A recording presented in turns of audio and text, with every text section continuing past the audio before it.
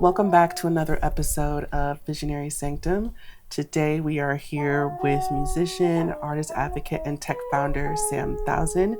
Thank you so much for welcoming us into your Visionary Sanctum today. Let's start off by hopping into some of the titles I just went over. Musician, artist advocate, and tech founder.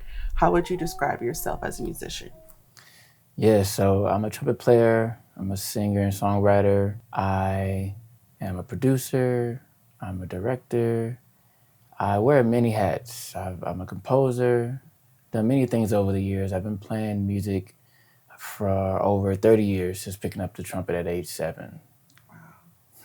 So yeah, I sing, I play multiple instruments as well. I teach music as well. So yeah, there's a lot of hyphens, you know.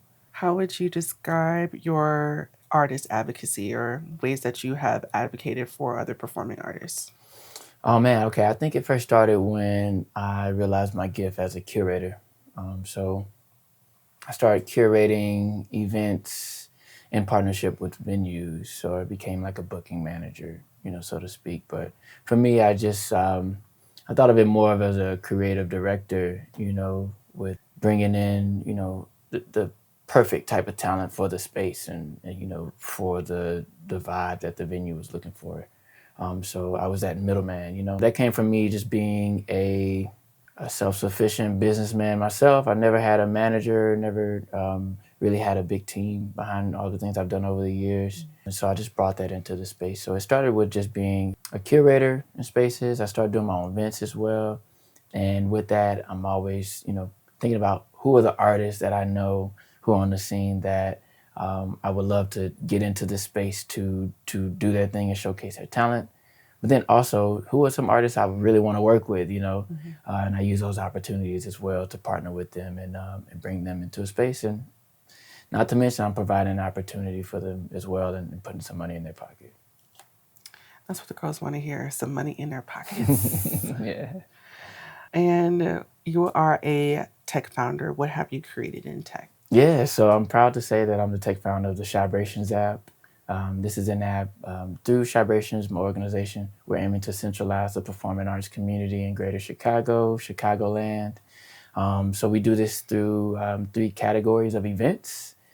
These are open mics, jam sessions, and workshops.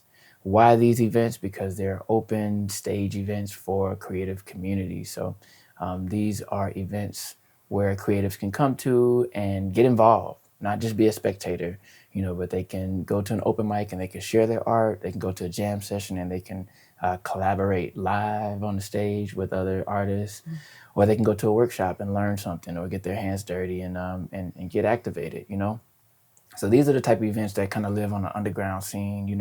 They're not heavily promoted by the city or by like any major events publications because they are kind of like, innately word of mouth and just kind of like underground, And so this app is revolutionary. It solves a common problem that a lot of artists like myself have when we come into the scene or when we're just trying to expand and find other creative artists and creative communities throughout the city. Awesome. When did you start Chibrations as a platform? And then we can go into Chibrations App. Yeah, so man, we are approaching our 10th year anniversary for Chibrations. So a quick story about how we started. I was in the space of doing curation, kind of on the newer side as well. And this group of guys reached out. They were a production team. It was 3 of them. One was more of a cinematographer. The other one was an audio engineer. And the other, did photo and second camera. And they had this series where they were recording a lot of punk bands.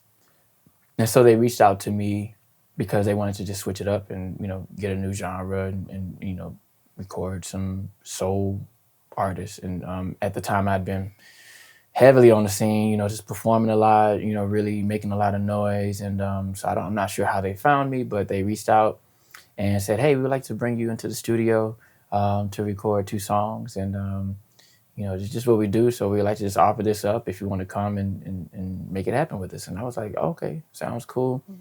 And just like I was saying before, a lot of times I like to use opportunities that come to me to partner and collaborate with people I've been wanting to collaborate with. And so in 2 days, I put a band together that I never assembled together for my actual performance. And so this is Kahari Lemuel on cello and vocals, Koku Ganza on guitar and vocals, and then Chris Paquette on percussion.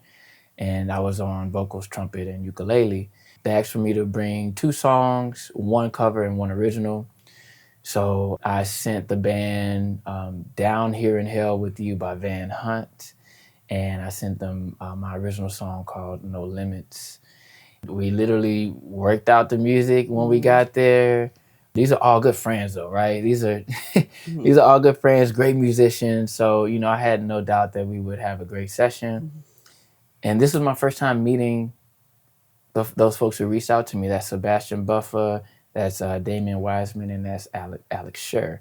So those 3 gentlemen, brought us in, welcomed us in with open arms, was super professional, had everything ready to go. We did our session. It was about maybe an hour and a half to 2 hours long. And then we went home. A week later, they sent the finished, polished version. It was high quality audio and visual, and it looked amazing, felt amazing. Nice. And I gave them the feedback, and they were like, yo, this is dope, but if you'd like to do more, just let us know, and we'll set something up. And I was like, y'all down to do more of these? They was like, yeah. I was like, well, I actually know a lot of artists on the scene who would love an opportunity to record in this way, And I was like, would y'all be interested in, having a discussion and figuring out how we can make a series out of this? And they were way down. So I remember Damian Wiseman, who was the audio engineer, him and I got together at a Rebel Room in Wicker Park in late 2015. And we came up with this idea where I would curate the artists.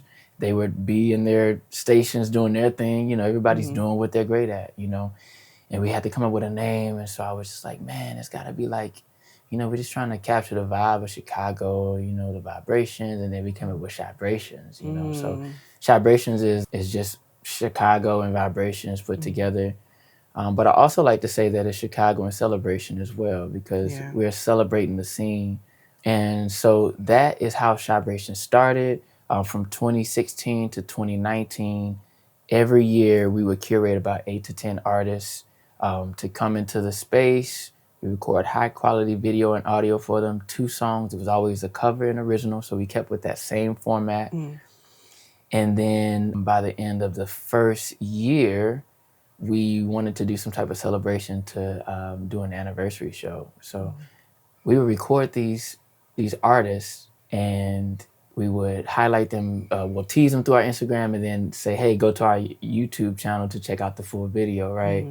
But my idea was to curate a live show for the anniversary and bring all the artists that we promoted for that year online for one show, one night only, right? And so that's what we did for our first anniversary show. And then we did that for the following 2 anniversary shows up until the pandemic, which kind of changed everything. So that's how Chibrations started. And then fast forward, once we got to the pandemic, I wanted to expand beyond just music and kind of really just thinking about how marginalized communities and specifically Black artists have little resources to work with. And there's so many of us, and we're all kind of, in many ways, it seems like we're, vying for the same opportunities, and really trying to use Chibrations as a platform to create new opportunities, share more resources, and to expand beyond music to all of performing arts, because performing arts in and of itself is very hard to prove ahead of time. Performing arts is about a moment. It's not a piece of art that you can make and say, here's my art. It's something that people have to be engaged in. It's something that people have to buy into, buy tickets to see and to support. And it's also a fleeting moment. Once it happens, it happens. And also if you weren't there, you just missed out. And so there's a lot of components around performance art that make it tough to our survival, and so Chibrations is now a platform for all of performing arts: music, dance, poetry, puppetry, comedy, storytelling, theater. and beyond.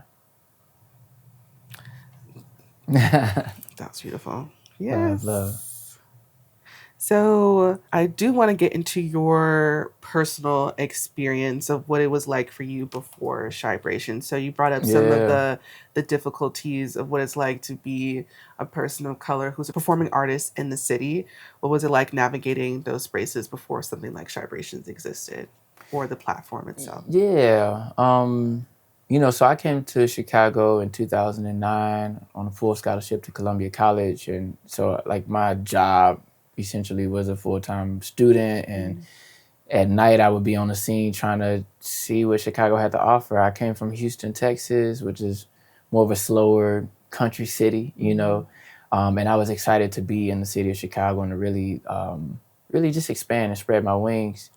And navigating the scene at that time was, it was super organic. I had to, just talk with people. I met one person who told me about an open mic, and that kind of led to a couple other open mics where, I moved here as an artist, who had its own original music. So I just released a project, like my first EP, which is no longer available. This first EP is no longer available. It's like one of those things where I just, had to kind of establish myself. And but hitting these open mics, was a way for me to just kind of say, hey, I'm Sam Trump. That was my name at the time. I'm Sam Trump, check me out.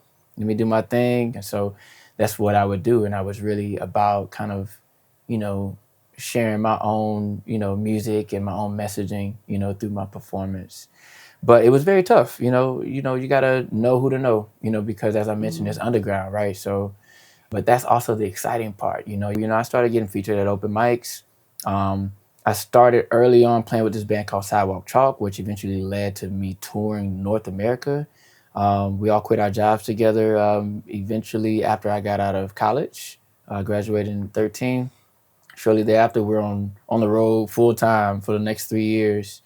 So the scene really kind of, because I was just very open to what it would bring me, I think I just showed up, and it really just showed out for me, and the community on this scene is just quite amazing. There's a lot of opportunity to perform.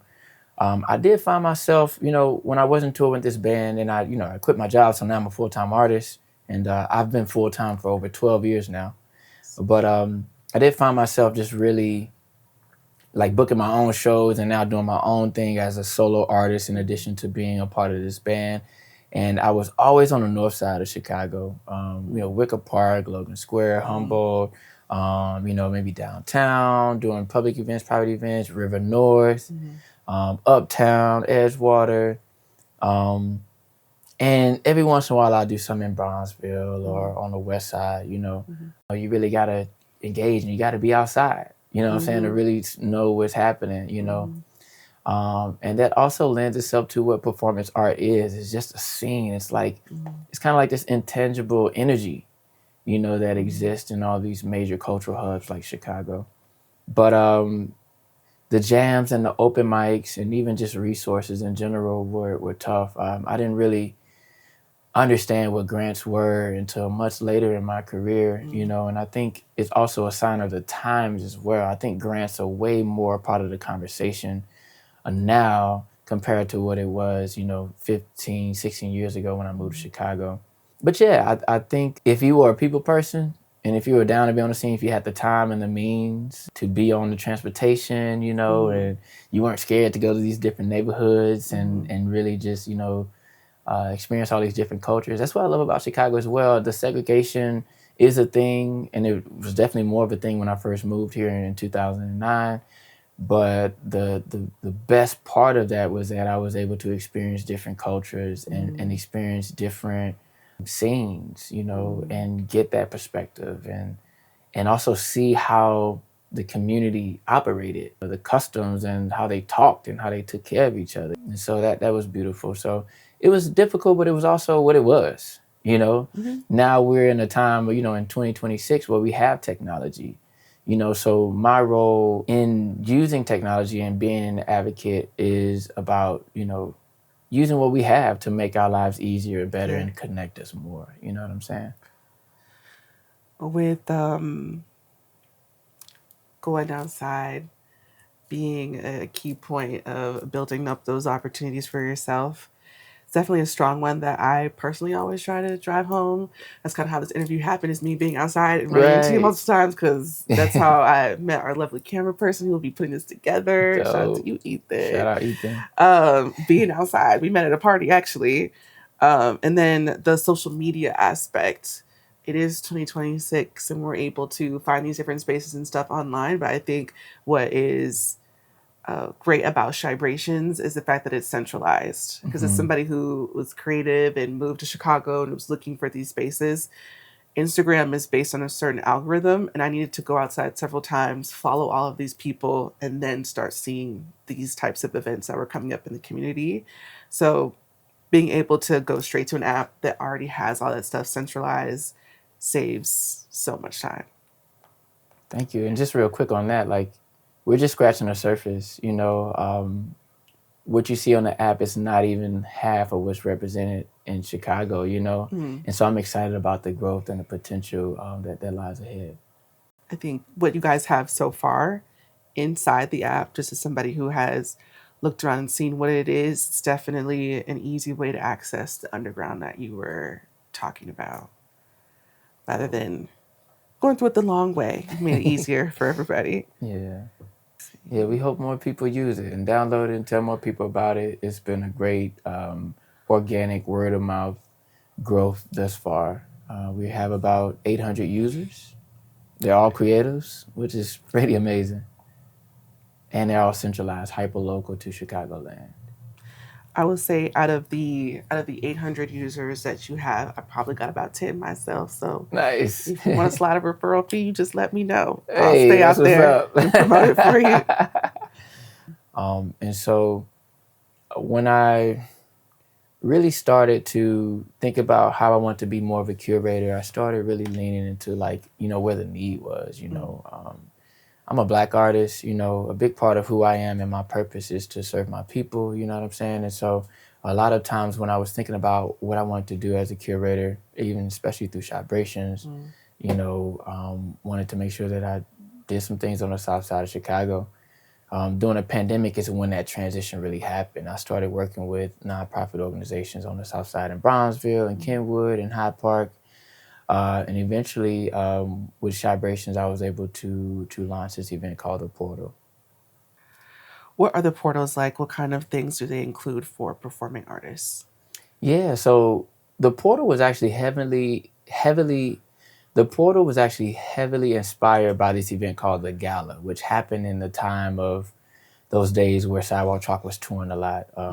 The rapper from Sidewalk Chalk actually founded this event called The Gala. And at that time, it was called, it was an open mic, a jam session, and an artist feature all in one night.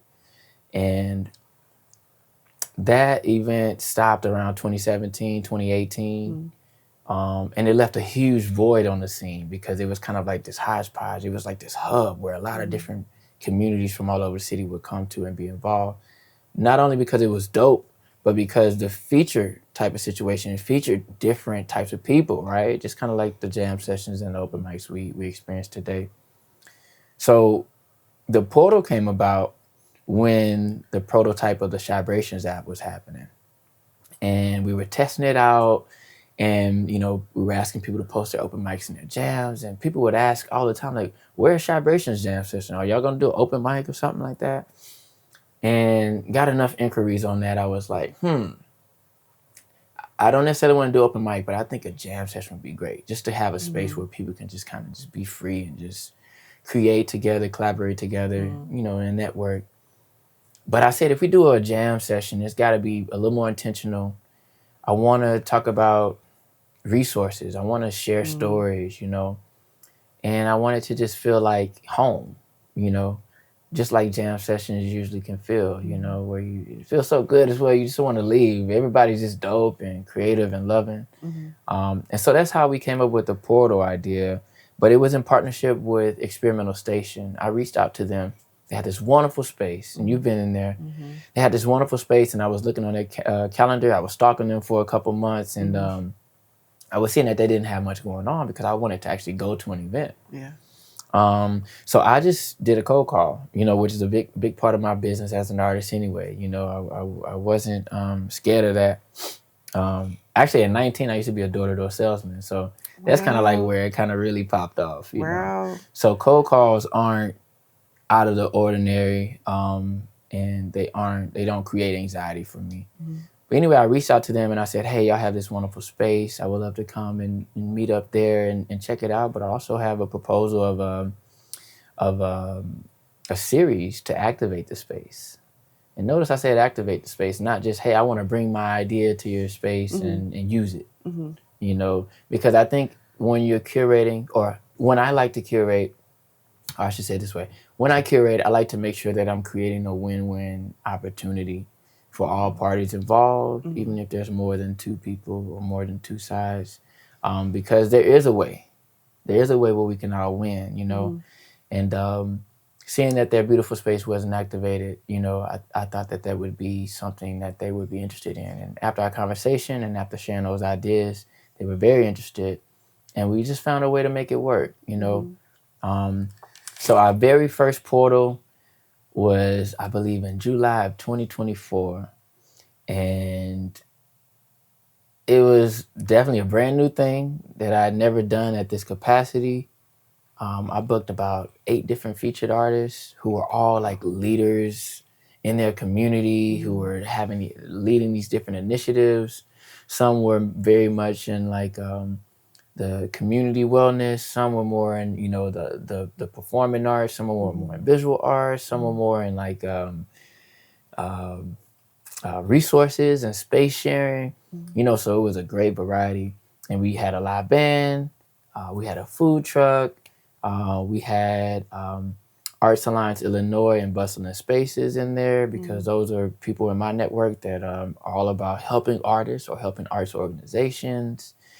And so it was a well-rounded event. That first event, we live streamed, we recorded it.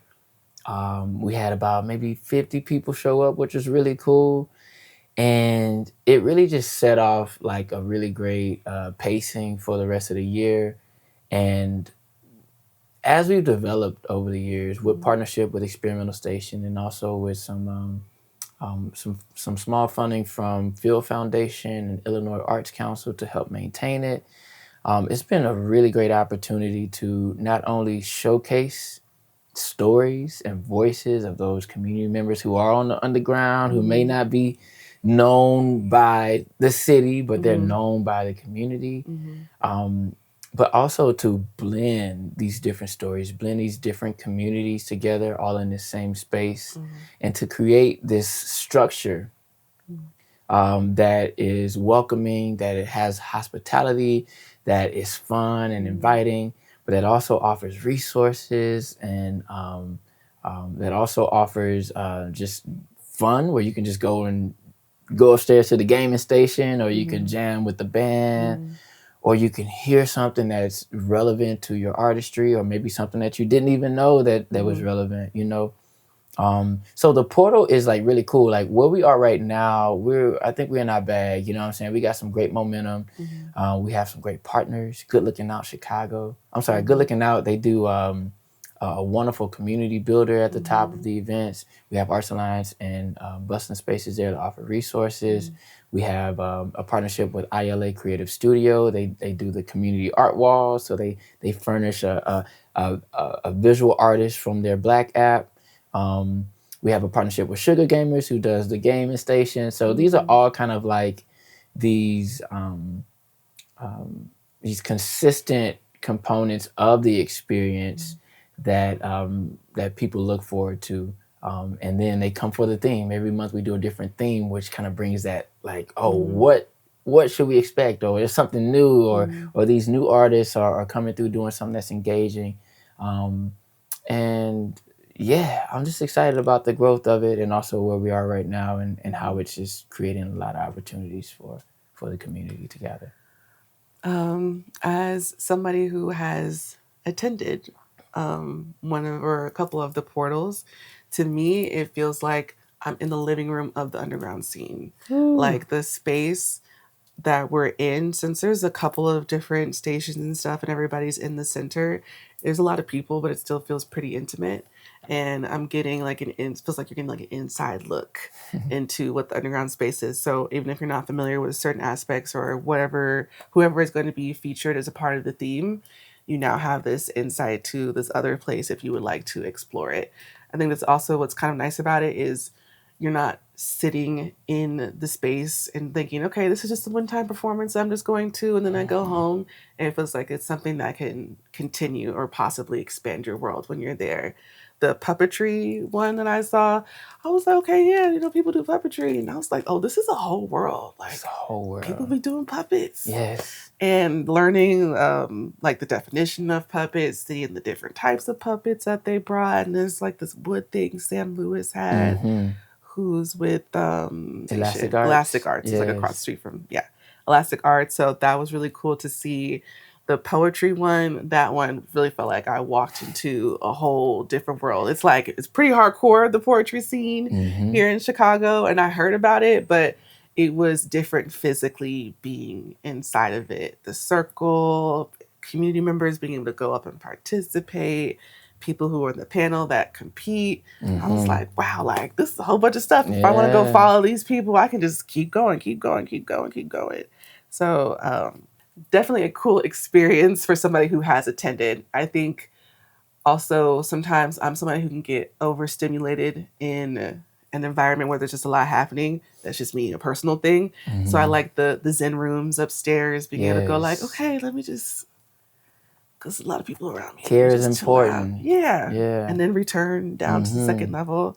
It's a cool experience. I'm glad you said that, and I really appreciate that notion of how you said, you feel like you're inside the living room of like the underground scene, because it is our like live and in-person version of what we want the app to feel like. So we have an in real life and we have a digital component through the Chibrations network. And we want them to eventually coincide together and be integrated even more. So be on the lookout for that. Okay. Through the portals and Chibration, since it's become an app, what impact has Chibrations had on BIPOC performing artists here in the community of Chicago? What have you seen, especially with some of the artists that you have featured over the years? Has it expanded, turned into anything? Have people been able to gain more opportunity or connections from these spaces? Yeah, so this whole journey, man, it's all happened organically and in a beautiful way. I think just showing up, optimistically has just allowed for the alignment, and so I'm just grateful to God for all of the alignment. 2023, I had been like a year long into the Arts Leadership Council with Arts Alliance Illinois. And at that time, Arts Alliance Illinois is an advocacy organization for the arts in the state of Illinois. And they advocated and lobbied for some leftover COVID relief dollars from the federal level to come to Illinois. And this was $50 million. So there were $50 million that came to Illinois to provide relief to creatives.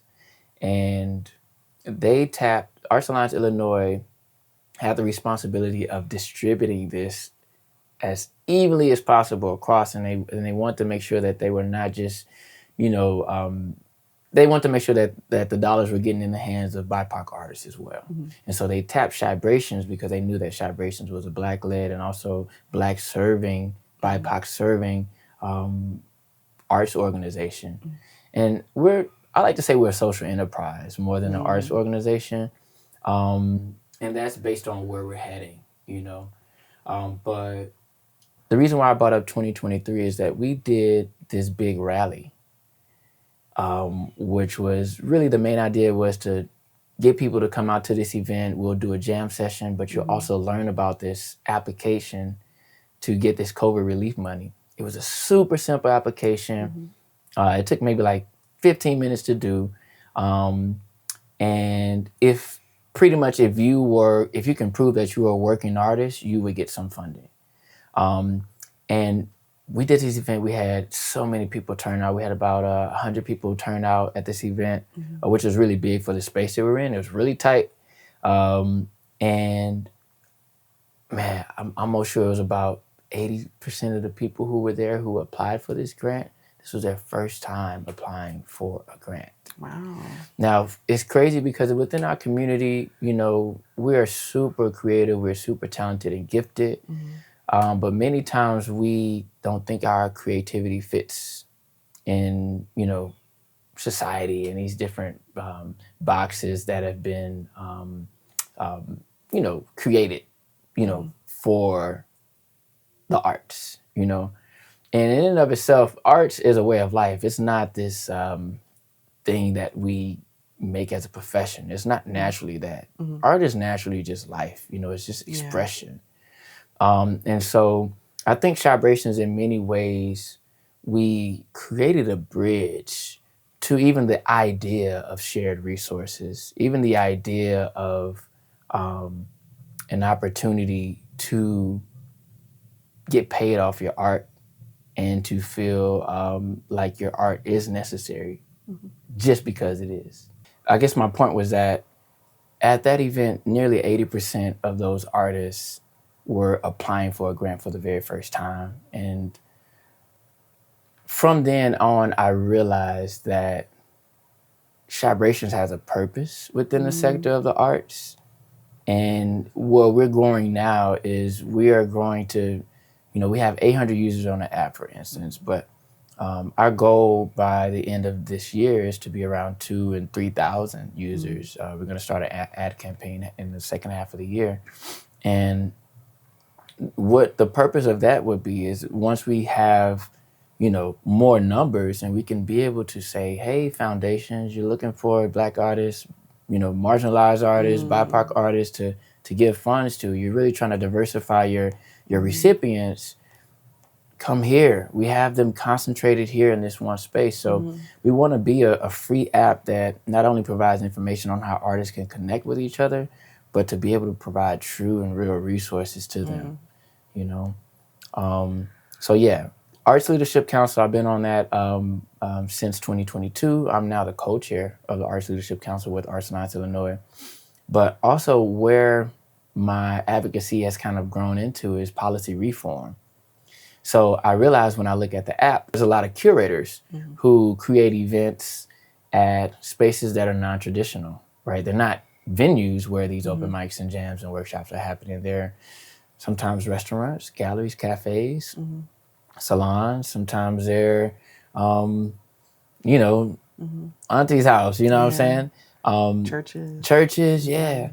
And so these spaces fall victim to certain policies that exist in Chicago that prevent ticket sales in these spaces because they're not, they don't have a specific license.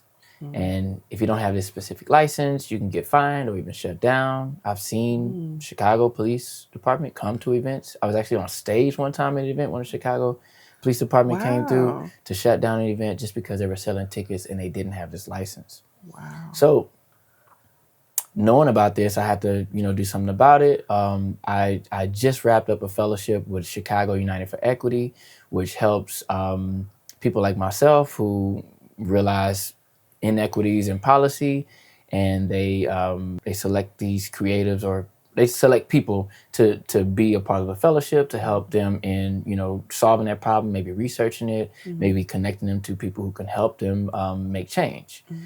And so I propose to bring reform to the public place of amusement license, which is hindering the performing arts community on the ground level. We can't sell tickets for our events if they're like in a, you know, a non-traditional space. So therefore we can't maintain an open mic, or we can't maintain a jam session, or we can't really have a successful album release event because we can't sell tickets legally. You know, and that is an issue. It's also an issue for small businesses. If there's a cafe that doesn't have much traffic, if an open mic is open there and it's happening every week, guess what? It's going to be bringing some traffic in there, especially if you're tapping in with the right communities. There's already a relationship on a neighborhood level. right? Chicago is really big about its neighborhoods and the vitality and the economics of the neighborhoods. And BIPOC artists, many of us are super creative. Art is innate, it's a part of our culture. So reforming this policy will greatly change the landscape of the social economics on a neighborhood level, especially on the South and West Side neighborhoods, in the South and West Side. How has this work been fulfilling for you, like mentally, emotionally, spiritually, as somebody who was a young performing artist that got on the scene and these resources may have been lacking, to becoming the person that is now providing those opportunities and resources for others? Man, that's a great question. I feel very good about the work that I'm doing. Many people assume that I'm from here because of who I am and what I do and how hard I go for Chicago artists and how hard I go for preserving the scene and progressing the scene. But that in and of itself is my way of giving back. I feel like when I came to Chicago and I came up in Chicago, I feel like Chicago kind of raised me as is a second level of a second season of like becoming who I am, and I just can't leave. I think that is very important for me to give back and create some solutions. So that's what fulfills me. But most importantly, it's also just about legacy. I feel like the work that I'm doing, I'm like called to do it. I feel like in some ways only I could do these things these visions that have been given to me. This app was given to me and God was like, okay, if you're not gonna do it, I'll give it to somebody else. Right. I was literally sitting on the idea for years, for about 2 or 3 years. Being tied in with Arts Alliance Illinois, and talking about shared resources, like just connecting the dots, being this hub, I think it's something that I can only do. So I think it's very much within my purpose, is who I am and what I'm supposed to do. And that is what makes me feel fulfilled. Beautiful. How can we support Chibrations and where can we find the app? Yes, the best way to support Chibrations is by coming to the portal, following us on social media. Mainly, you can follow us on Instagram, _brations. Give us a follow, engage with us on there. And then, definitely come to the portal. We have some, from now until the end of the year, November, we have every last Tuesday, we're at Experimental Station, 7 to 10. It's free. Don't come along, bring some friends. That's a great way to support. This month in May, I don't know when this is coming out, but we're doing improv comedy and stand-up comedy is our theme. This is the only month where we're not last Tuesday. But you can download the app for free in the App Store, regardless if you got Android or iPhone. Download the app, create a username, and that helps us get higher users. This usership is super important to us, so we can have the type of pool that we need in order to bring more resources to the artist community. So those are the ways to support Chibrations, and also leave a review on the app, on the App Store. Let us know how you're feeling about it, right? Big us up. That's another great way to support us. Well, thank you so much for inviting us to your sanctum today. And for everybody who is interested in connecting with Chibrations or connecting with Sam directly, we'll have all the information in the description, both on YouTube, and you'll also be able to see it in the description for our audio listeners as well. Until next time.